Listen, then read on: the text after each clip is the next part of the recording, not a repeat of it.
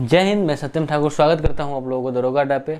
मैंने फिर से वही साइंस का सेशन लेकर आया है, जो आज 11वां सेशन को लेकर आए हैं, जो काफ़ी कम समय में रिवीजन का बहुत अच्छा जरिया हमने सोचा कि जो प्रीवियस ईयर क्वेश्चन है, जो काफ़ी इंपॉर्टेंट क्वेश्चन है, जो हाईलाइटेड क्वेश्चन है, उसको हम आपको बारीकी से और इस सेशन को जारी रखते हुए लगभग 2000 क्वेश्चन को हम आपको करवाएं।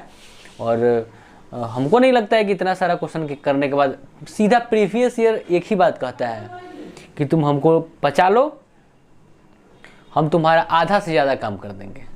तो इस चीज़ को उतना मेहनत करने से बहुत सारे बुक है, मोटे मोटे बुक है, उसको पढ़ने से बेटर है, वो तो है ही एक्स्ट्रा, उसको तो पढ़ना ही है, लेकिन आधा कवर करने के लिए हमारा ये ज़रूरी है। मज़ा भी आता है और आपको बहुत जल्द याद भी हो जाता है। तो वीडियो को लाइक ज़रूर कीजिए, लाइक करना आप लोग भूल जाते हैं, सब्सक्राइब कीजिए और शेयर भी कीजिए, दोस्तों को बताएं कि हाँ एक अच्छा प्लेटफॉर्म है और एक रोज़ का है, ऐसा नहीं है कि हम कुछ दिन करके इसको छोड़ देंगे।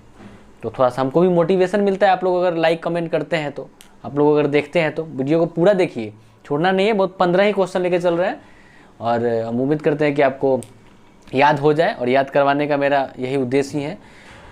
एक चीज़ याद रखिए, अपना एनर्जी को किसी एक क्षेत्र में लगाइए।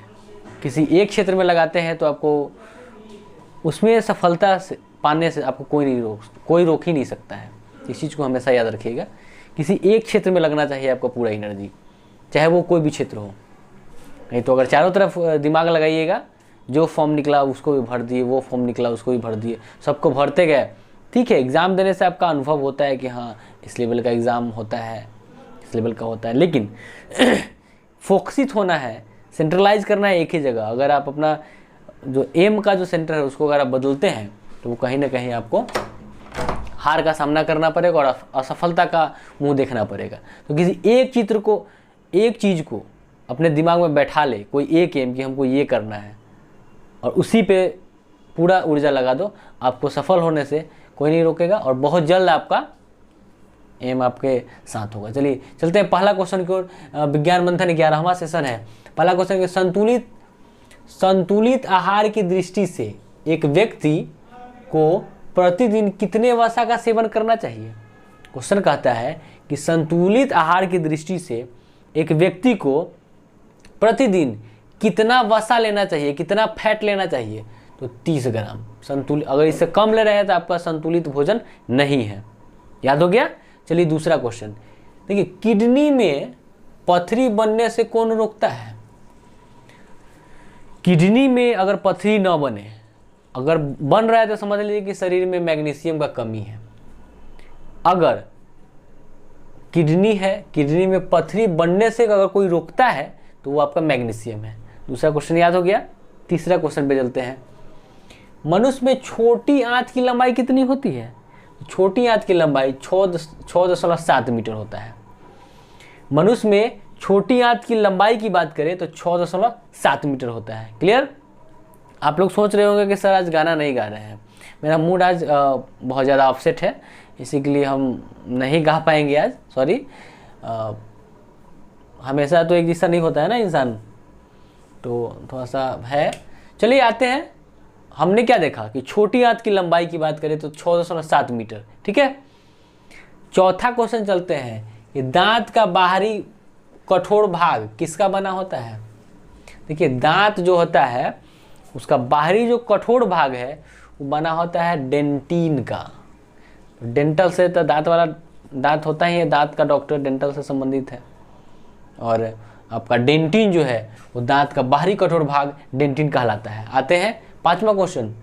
भूख तथा तृप्त किसके द्वारा नियंत्रित होती है। तृप्त मतलब मन शांत एकदम, वो होता है। तो वही हाइपोथैलेमस, लहसुन प्याज वाला। ठीक है, यही जो है भूख तथा तृप्त का भूख और तृप्त नियंत्रित होता है हाइपोथैलेमस के द्वारा। क्लियर है। आते हैं छठा क्वेश्चन कि मल में दुर्गंध किसके द्वारा बनता है। मल जो है उसमें दुर्गंध किसके द्वारा बनता है। तो इंडोल एवं स्कैटोल नामक अमीनो अम्ल होता है। इंडोल एवं स्कैटोल नामक अमीनो अम्ल के द्वारा हमारा जो है वो मल में दुर्गंध होता है। तो याद हो गया, मल में दुर्गंध कैसे आता है। इंडोल एवं स्कैटोल नामक अमीनो अम्ल के द्वारा होता है। क्लियर। आते हैं 7वां, दोनों कर्णों की कुल कितनी अस्थियां होती है? कर्ण मतलब हड्डी, गए सॉरी कर्ण मतलब कान और अस्थि मतलब हड्डी होता है। तो कहता है कि दोनों कान में, कर्ण लिखा रहेगा एग्जाम में आपका, कान पढ़ेंगे उसको, दोनों कान में कुल कितनी हड्डी होती है? तो 6 गो हड्डी होता है। याद हो गया? दोनों कान मिला के क्या गो हड्डी? 6 हड्डी। चलिए, लड़की लोग में हमको लगता है कि ज़्यादा 12 गो रहता है, ज़्यादा सुन लेती है, इन्हें के बाद उन्हें फुसका देती है और झगड़ा लगा देती है। ठीक है, उस सब के तो पेट में बातें नहीं पचता है, मतलब हाइपोथैलेमस जो है उसका पचने वाला जो सिस्टम है, हमको नहीं लगता है कि नियंत्रित करके रखता है। कहता है कि भाई समझो, तुम्हारा हाइपोथैलेमस हम नहीं समझ, तुम्हारा जो बात जो है वो हमसे नहीं समझेगा, वो हमसे भी बड़ा बिहर आदमी है, बिहर चीज़ है तुम्हारे शरीर का। तो चलिए, 8वां है कि मानव शरीर के किस अंग में सबसे अधिक अस्थियों की संख्या होती है? मानव का जो शरीर है, चाहे वो लड़की का हो चाहे लड़का का, मानव दुइये ना होता है, या तो लड़की नहीं तो लड़का, एक और होता है ट्रांसजेंडर। उसके बारे में समझाएंगे आपको बढ़िया से एक दिन, एक अलग वीडियो बनाएंगे उसके बारे में, कई तरह का इंसान होता है उसके बारे में विशेष रूप से चर्चा करेंगे। तो मानव शरीर के किस अंग में सबसे ज़्यादा हड्डी होता है? तो हाथ में, हाथ में सबसे ज़्यादा हड्डी होता है। याद हो गया होगा, हमेशा हमेशा के लिए याद हो जाएगा। चलिए 9वां क्वेश्चन आते हैं कि अस्थियों को, सॉरी लाइट कट गया, 1 मिनट। चलिए लाइट आ गया, थैंक यू। चलिए, तो हम लोग कहाँ थे कि अस्थियों को आपस में जोड़ने का कार्य किसके द्वारा होता है? अस्थि मतलब हड्डी, तो हड्डियों को आपस में जोड़ने का कार्य किसके द्वारा संपन्न होता है? तो लिगामेंट्स। हमने पिछले क्लास में भी आपको इसका चर्चा किया था कि अस्थियों को आपस में जोड़ने का कार्य किसके द्वारा होता है? लिगामेंट के द्वारा होता है। आते हैं 10वां क्वेश्चन, लेक्राइमल अस्थि कहाँ पाई जाती है? लेक्राइमल अस्थि कहाँ पाई जाती है? तो फेसियल में। लेक्राइमल अस्थि कहाँ पाया जाता है? फेसियल में। लेक्राइमल अस्थि कहाँ पाया जाता है? फेसियल में पाया जाता है। 11वां क्वेश्चन, बाल्यावस्था में अस्थियों का विकास केंद्र कहाँ होता है? जब छोट होता है इंसान, बाल्यावस्था, उस समय अस्थियों का विकास केंद्र कहाँ होता है? कार्टिलेज में। बाल्यावस्था में अस्थियों का विकास केंद्र कहाँ होता है? कार्टिलेज में होता है। 12वां क्वेश्चन की ओर चलते हैं, मज्जा गुहा का निर्माण किस प्रकार की कोशिका करती है? जो मज्जा गुहा है उसका निर्माण किस प्रकार की कोशिका करेगी? ऑस्टियोक्लास्टस। ऑस्टियोक्लास्टस। देखिए, मज्जा गुहा का निर्माण किस प्रकार की कोशिका करती है? तो वो कोशिका है ऑस्टियोक्लास्टस।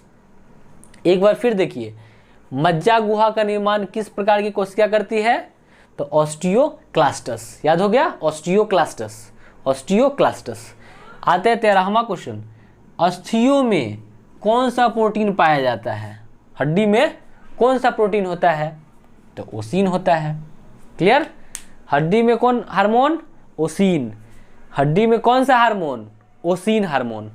याद हो गया। चलिए 14वां क्वेश्चन की ओर चलेंगे, मनुष्य की कोहनी की संधि को क्या कहते हैं? मनुष्य की कोहनी है, उसकी संधि की अगर हम बात करें, संधि माने जोड़ होता है, ठीक है, ज्वाइंट। तो मनुष्य की कोहनी की जो संधि होती है, इसका जो कोहनी इसी को ना बोलते हैं, इसका जो ज्वाइंट है उसको कहते हैं हिंज संधि। ठीक है, तो मनुष्य की कोहनी की संधि को हिंज संधि कहेंगे, इस चीज को याद रखिए। कलाई की पट्टियां कहलाती है, देखिए कलाई की पट्टियां कहलाती है मेटाकार्पसल्स। कलाई की पट्टियां कहलाती है मेटाकार्पसल्स। कलाई की पट्टियां कहलाती है मेटाकार्पसल्स। तो हमने 15 क्वेश्चन को देखा। और मेरे दोस्तों, एक चीज़ और हमेशा याद रखिएगा, जब भी आंखों में आंसू आए तो अपने से पूछने की कोशिश कीजिए, क्योंकि अगर दुनिया पूछेगी तो उसका सौदा करेगी। तो इसी के लिए ऐसा समय ही ना आने दे। देखिए, जब आप स्ट्रगल करते हैं ना, तब जाके आपको वो मैच्योरिटी आती है, वो समझ आती है कि किस तरह हमको जीना है, किस तरह से लोग धोखेबाज होते हैं, किस तरह से लोग सिर्फ सेल्फिश होते हैं, सिर्फ अपना बारे में सोचते हैं। तो वो आपका मैच्योरिटी, हमारे कहने से आप पे कोई असर नहीं पड़ेगा। जो लोग मैच्योर है वो लोग सब समझ रहे हैं, हमारा एक एक इशारा को समझ रहे हैं। लेकिन जो लोग नादान हैं, जो लोग को नहीं पता है दुनियादारी, वो हमारी बातों को समझेंगे भी नहीं और फॉलो भी नहीं करेंगे। हम जानते हैं इस चीज़ को। लेकिन जब उसको जो रास्ता जो गुजरा है, लोग उस रास्ते से जब गुजरेगा, उस समय उसको मेरा बात ज़रूर याद आएगा। ठीक है, तो इधर उधर की चक्कर छोड़कर अपने मंजिल, अपने किस्मत और क्या बताएं, अपने माँ बाप की सपना की ओर चले, उसको पूरा करें। उनका जीवन काफ़ी कम समय के लिए है, हर इंसान का जीवन कम समय के लिए है, लेकिन आपके तुलना में तो कम ही न है। उनको सब कुछ देना है बहुत जल्द, सब कुछ देना है बहुत जल्द देना है। और अगर लेट कर देंगे तो फिर हम करेंगे किसके लिए? जो इंसान हमको इस धरती पे लाया, उसके लिए अगर हम कुछ नहीं कर पाए तो फिर सब बेकार है, सब खाक है, कुछ नहीं है। इस चीज़ को याद रखेंगे। फिलहाल जय हिंद, गुड नाइट।